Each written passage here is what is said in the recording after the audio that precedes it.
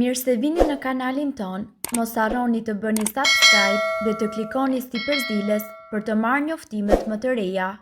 Faleminderit!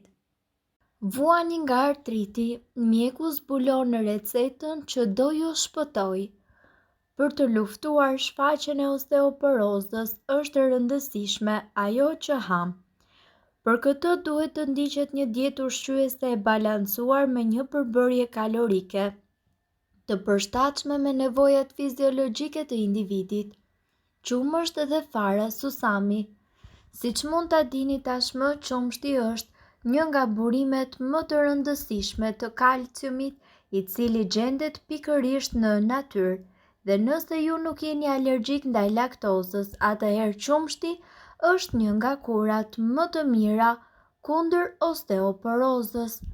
Efektet e tij të kombinuara me aminoacidet dhe mineralet dhe njëkohësisht farat e susamit janë të domosdoshme për forcimin e kockave. Përbërësit janë një gotë me qumësht dhe një lugë gjelle fara susami të coptuara. Përgatitja: zgjeni qumshtin dhe më pas përzgjeni me farat e susamit. Konsumoni minimumi 3 herë në javë nga kjo përzierje. Ekstrakt majdanozi. Përbërësit antioksiduese dhe njëkohësisht antiinflamator të majdanozit janë tepër të dobishëm në trajtimin parandalues të problemeve me sistemin skeletor dhe njëkohësisht me kyçet. Majdanozi përmban boron dhe fluoride, dy përbërës esencial të cilët gjithashtu ndihmojnë në parandalimin e humbjes së densisë kockore dhe frakturave. Përbërësit që juve do t'ju duhen janë 2 lugë gjelle majdanoz, 1 kup ujë. Përgatitja: hidheni majdanozin tek uji i valuar dhe lëreni të zbutet për plot të 10 minuta. E kulloni mirë dhe e pini atë të paktën 2 herë në ditë. Sipas informacioneve, mund të përdorni dhe lëng me brokoli dhe me mollë. Brokoli është një nga perimet me sasinë më të lartë të kalciumit. Në të njëjtën kohë, ai siguron minerale si kalium dhe njëkohësisht magnez. Në këtë rast, ne ju sugjerojmë që ju të kombinoni brokolin me karrota, mollë, marule. Përbërësit që juve do t'ju duhen janë gjysmë brokoli, të cilin mund ta zgjeni me pak avull, gjethet e marules, 3 karrota, 1 mollë. Përgatitja: i lani mirë të gjithë përbërësit dhe më pas e hidhni në shtryse dhe shtoni gjithashtu pak ujë. Sipas informacioneve, ju duhet të dini se brokoli mund të ndihmojë në trajtimin e dhimbjes së kockave si edhe në ruajtjen e densitetit kockor. Gjithmonë duhet të dini se ushqyerja luan një rol të rëndësishëm në shëndetin tuaj dhe sidomos atë të kockave.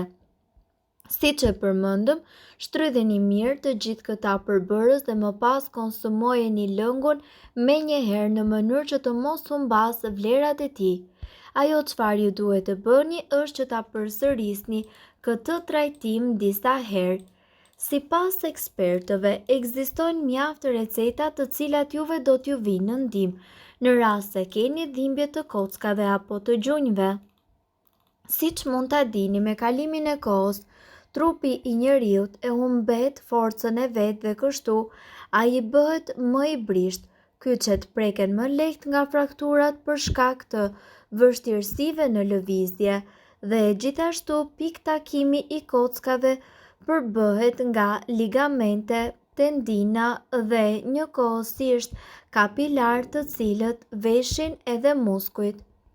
Sipas informacioneve, ju duhet të dini se gjuri në veçanti përballet me shumë stres sepse mundëson jo vetëm lëvizjen e pjesës së poshtme të trupit, por njëkohësisht ai mban edhe pjesën e sipërme. Kupa e gjurit është ajo e cila ka nevojë për lubrifikim të vazhdueshëm, pasi në të kundërt ajo do të preket nga inflamacioni. Dhimbjet janë të forta dhe kryesisht ato shkaktohen nga artriti. reumatizma, lëndimet, si edhe nga sëmundjet imunitare apo infeksionet, tendinat problematike dhe akumulimi i acidit urik e të tjerë. Për fat, ka shumë kura natyrale kundër inflamacionit dhe dëmtimeve të ligamenteve të gjurit. Këtu ju do të mësoni një recet fantastike e cila do t'ju vi juve në ndihmë për të trajtuar këto probleme. Si fillim ju duhet speci kuq djegës. Speci kuq djegës është përdorur prej shekuj kundër dhimbjeve. Ai përmban kapsaicin që bllokon transmetuesit e dhimbjes në rrugën e tyre drejt trurit. Ndërkohë, nëpërmjet lëkurës, kapsaicina ndalon fibrat e nervave të ndjejnë dhimbje dhe ta transmetojnë atë. Kapsaicina parandalon edhe shpërndarjen e dhimbjes në zona të tjera. Uthulla e mollës.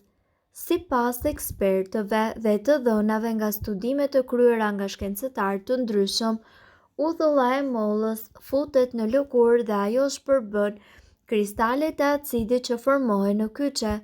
Acidi acetik zbut dhimbjen e tendinave dhe njëkohësisht inflamacionit. Për më tepër, uthulla përmban shumë minerale si kalciumi, magnezi, kaliumi dhe gjithashtu fosfori. Vaj i ullirit. Vaj i ullirit nga ana tjetër është tepër i dobishëm, pasi mundet që të ndihmojë kundër inflamacionit, madje shërben edhe si një vaj bartës i shkëlqyer. Xhenxhefili.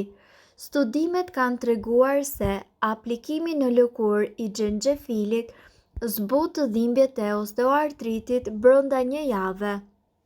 Xhenxhefili, me sa duket, nuk ka natyrë agresive dhe njëkohësisht ai ka aftësinë që të vonojë apo të shmangë nevojën për përdorimin e trajtimeve më të vështira mjekësore.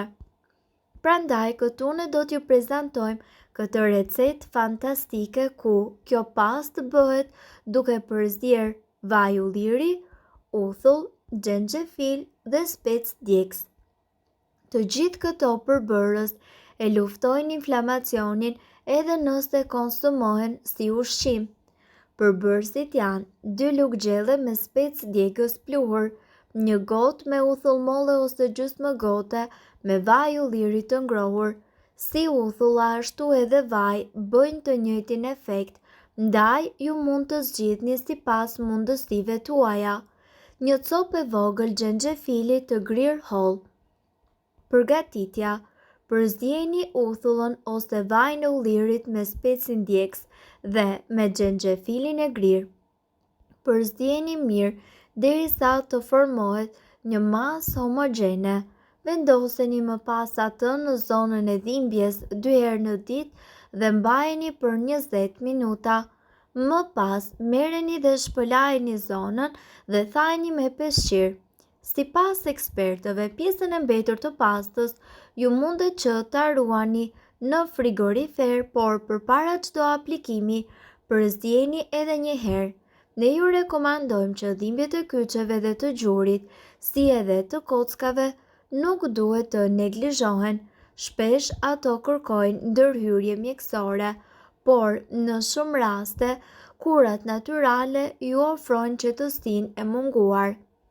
Mirë po duhet të dini, informacionet në këtë video kanë për qëllim të plotësojnë dhe të mos zëvendësojnë këshillat e mjekut tuaj dhe nuk kanë për qëllim të mbulojnë të gjitha përdorimet e mundshme, masat paraprake, ndërveprimet ose efektet negative. Informacionet në këtë video mund të mos i përshtaten rrethanave tuaja shëndetësore, prandaj para përdorimit konsultohuni me mjekun tuaj. Nëse doni të dëgjoni video tona që ne postojmë çdo ditë, kliko subscribe. Ju ftojmë gjithashtu të bëni like në video tona nëse i keni dëgjuar dhe pëlqyer ato. Faleminderit që e pat videon ton. Shpërndajeni këtë video në profilin tuaj në mënyrë që të informohen edhe shokët tuaj. Faleminderit!